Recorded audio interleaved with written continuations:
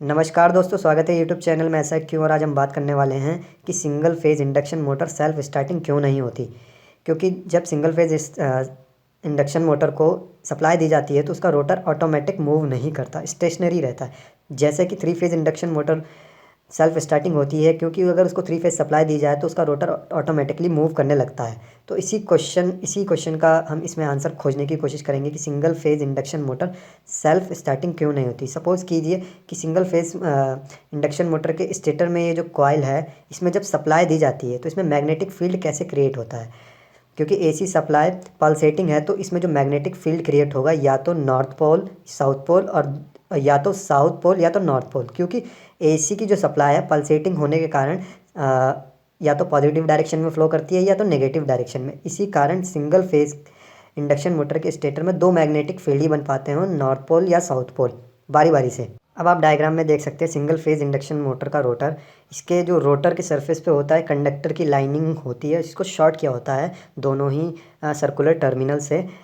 अब ये जो रोटर है ये रोटर फ्रीली मूव करने के लिए होता है। अब रोटर को फ्रीली मूव कराने के लिए इसमें भी मैग्नेटिक फील्ड क्रिएट होना चाहिए। या तो इसमें हम मैग्नेट का यूज़ करके मैग्नेटिक फील्ड क्रिएट करें, या तो इसमें इलेक्ट्रिसिटी के द्वारा मैग्नेटिक फील्ड क्रिएट किया जाए। तो जो इंडक्शन मोटर होती है उसमें वोल्टेज इंड्यूस करा के रोटर में मैग्नेटिक फील्ड क्रिएट किया जाता है। तो मैग्नेटिक फील्ड कैसे क्रिएट होगा रोटर में, वोल्टेज कैसे इंड्यूस होगा। तो ये वोल्टेज इंड्यूस होता है वो इलेक्ट्रोमैग्नेटिक इंडक्शन के माध्यम से होता है। अब इलेक्ट्रोमैग्नेटिक इंडक्शन है क्या। इलेक्ट्रोमैग्नेटिक इंडक्शन में होता क्या है, जब किसी कंडक्टर को किसी मैग्नेटिक फील्ड में मूव किया जाए। अब जब मैग्नेटिक फील्ड में मूव कर रहे हैं तो वो कंडक्टर मैग्नेटिक फील्ड लाइन को कट करता है। अब ये मैग्नेटिक फील्ड लाइन या तो मैग्नेट के द्वारा से क्रिएट हो रही हो या इलेक्ट्रिसिटी द्वारा मैग्नेटिक फील्ड लाइन बन रही है। तो उस मैग्नेटिक फील्ड लाइन को जब कंडक्टर कट करता है तो उस कंडक्टर में वोल्टेज इंड्यूस होता है, जिससे करंट बनता है। फिर एट लास्ट उसमें भी मैग्नेटिक फील्ड क्रिएट हो जाता है। वहीं दूसरा मेथड ये है कि कंडक्टर स्टेशनरी है और मैग्नेटिक फील्ड लाइन है वो घटती या बढ़ती हो,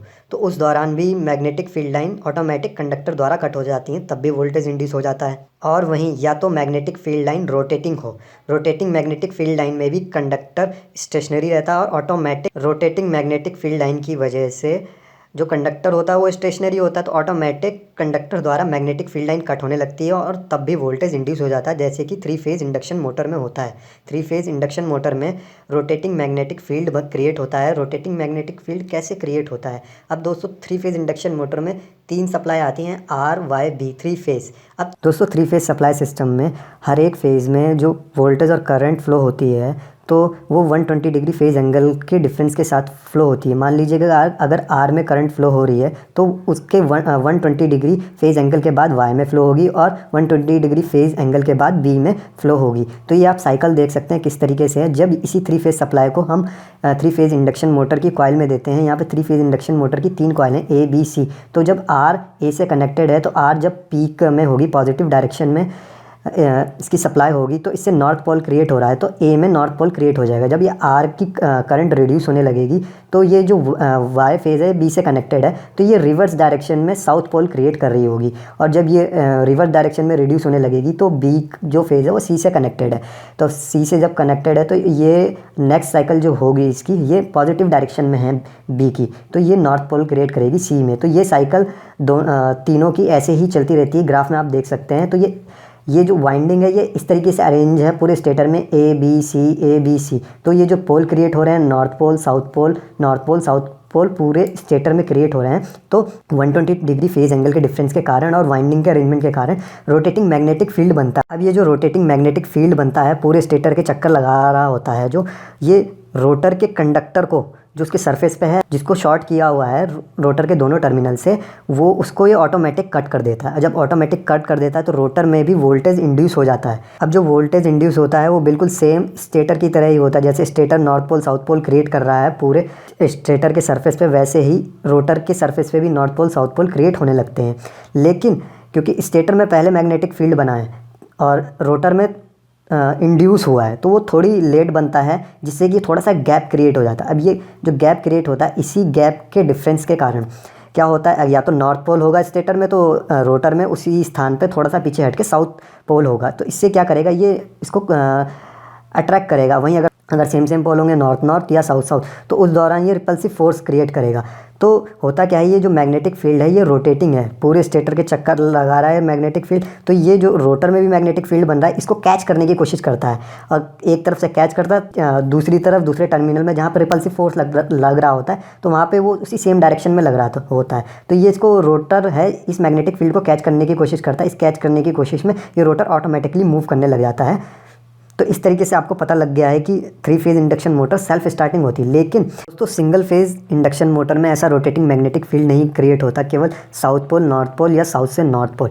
तो क्या किया जाए कि जिससे कि रोटेटिंग मैग्नेटिक फील्ड बने, और rotating magnetic field single phase induction के रोटर की मैग्नेटिक फील्ड लाइन को कट करे, जिससे वोल्टेज इंड्यूस हो और रोटर और स्टेटर के मैग्नेटिक फील्ड में थोड़ा सा गैप आए, जिससे कि क्या हो कि रोटर ऑटोमेटिकली मूव करने लग जाए। इसमें दो चीज़ें हो सकती हैं। दो चीज़ें, पहली चीज़ क्या है कि अगर सिंगल फेज इंडक्शन मोटर को सेल्फ स्टार्टिंग बनाना है तो उसको मैनुअली हाथ से 80% की स्पीड में रोटर को मूव कराना पड़ेगा। जब रोटर को 80 या 60% उसकी स्पीड से मोटर को मूव कराएंगे तो उसका रोटर ऑटोमेटिकली मूव करने लगेगा। तो इसमें क्या होगा कि जब ये रोटर मूव कर रहा है तो उसका कंडक्टर मूविंग हो जाएगा, तो जिससे magnetic field line automatic cut हो जाएगी। तो ऐसे होगा क्या, जब उसमें मैग्नेटिक फील्ड लाइन कट होगी तो उसमें वोल्टेज इंड्यूस हो जाएगा, तो वोल्टेज सेम बिल्कुल वैसे ही क्रिएट होगा जो स्टेटर में क्रिएट हो रहा है सिंगल फेज इंडक्शन मोटर में। तो इससे क्या होगा, रोटर मूविंग है, तो मूविंग होने के कारण मतलब मूव करता हुआ है, तो इससे क्या होगा, वो जो गैप है वो क्रिएट हो जाएगा। गैप कैसे क्रिएट होगा कि जैसे रोटर में नॉर्थ पोल बन रहा है तो स्टेटर में साउथ पोल बन रहा है, तो वो मूव करता हुआ है, तो एक रिपल्सिव फोर्स क्रिएट करेगा। जहाँ पे सेम पोल होंगे वहाँ पे रिपल्सिव फोर्स क्रिएट करेगा, जहाँ पे डिफरेंट पोल होंगे वहाँ पे अट्रैक्टिव फोर्स क्रिएट करेगा। तो इस तरीके से मोटर रोटेट करने लग जाती है अगर उसको मैनुअली रोटेट करा जाए सिंगल फेज इंडक्शन मोटर को। तो ऐसा तो दोस्तों पॉसिबल नहीं है क्योंकि उसको बार बार हमें रोटेट करना पड़े। तो दूसरा मेथड क्या अपनाया गया, दूसरा मेथड ये अपनाया गया कि सिंगल फेज इंडक्शन मोटर में भी रोटेटिंग मैग्नेटिक फील्ड क्रिएट किया जाए। कैसे रोटेटिंग मैग्नेटिक फील्ड क्रिएट किया जाए, बिल्कुल वैसे ही जैसे 3 फेज इंडक्शन मोटर में होता है। तो दोस्तों करते क्या है, सिंगल फेज इंडक्शन मोटर को सेल्फ स्टार्टिंग बनाने के लिए स्टेटर के साथ स्टार्टिंग कॉइल जोड़ देते हैं, एक एक्स्ट्रा कॉइल जोड़ देते हैं। स्टार्टिंग कॉइल का जो रेजिस्टेंस होता है वो बहुत हाई होता है, जैसे कि आप डायग्राम में ये देख सकते हैं। तो रेजिस्टेंस हाई होने के कारण जो इसमें करंट फ्लो करती है वो मेन वाइंडिंग जो होती है इंडक्शन मोटर की, उसमें फेज़ डिफरेंस आ जाता है। अब फेज़ डिफरेंस कैसे आ गया, ये जो करंट है मेन वाइंडिंग की IM होगी और ये करंट हो गया स्टार्टिंग कॉइल का, ये हो गया IS। तो इसमें फेज़ डिफरेंस आ जाता है, जो एंगल है ये अल्फ़ा।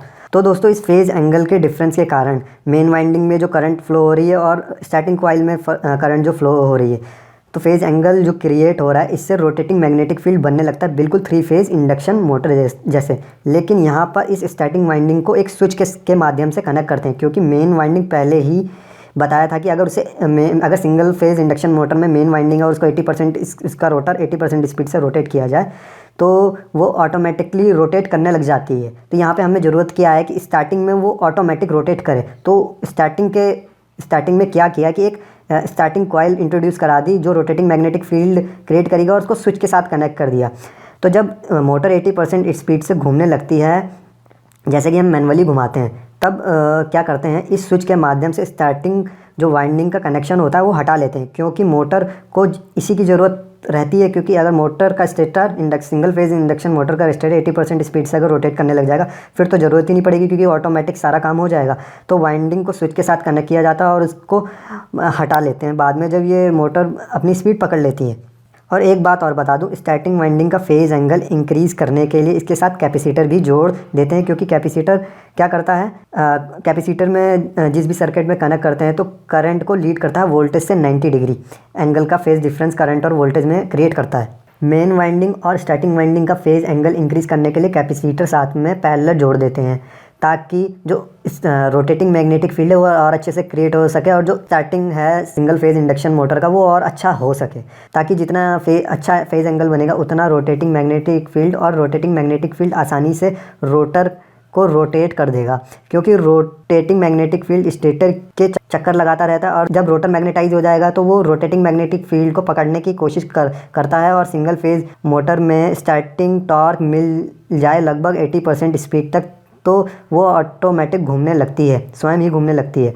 फिर इस स्टार्टिंग कॉइल को सर्किट से हटा लेते हैं दोस्तों अब आपको समझ में आ गया होगा single phase induction motor self starting क्यों नहीं होती। अगर ये क्वेश्चन आपसे इंटरव्यू में पूछ लिया जाए तो आप एक लाइन में किस तरीके से जवाब देंगे। दोस्तों आपका ये जवाब रहेगा कि सिंगल फेज़ में होता क्या, जो एसी की सप्लाई होती है वो पल्सेटिंग होती है, या तो पॉजिटिव डायरेक्शन में करंट फ्लो होगा या नेगेटिव डायरेक्शन में, जिससे जो मैग्नेटिक फील्ड बनता है वो सिर्फ फिक्स मैग्नेटिक फील्ड बनता है। वहीं 3 फेज़ इंडक्शन मोटर में रोटेटिंग रिवॉल्विंग मैग्नेटिक फील्ड बनता है, इसीलिए 3 phase induction motor self starting होती है। वहीं सिंगल फेज़ इंडक्शन मोटर को सेल्फ स्टार्टिंग बनाने के लिए स्टार्टिंग कॉइल और कैपेसिटर की ज़रूरत पड़ती है। तो दोस्तों मैं वीडियो के एंड में पहुंच गया हूं और आप हमें कमेंट करके बता सकते हैं कि आपको वीडियो कैसा लगा। और वीडियो अगर अच्छा लगा हो तो लाइक और शेयर करना ना भूलिए। और ऐसे ही इंटरेस्टिंग वीडियो देखने के लिए इलेक्ट्रिकल से जुड़े आप हमारे चैनल को सब्सक्राइब कर सकते हैं। वीडियो देखने के लिए धन्यवाद।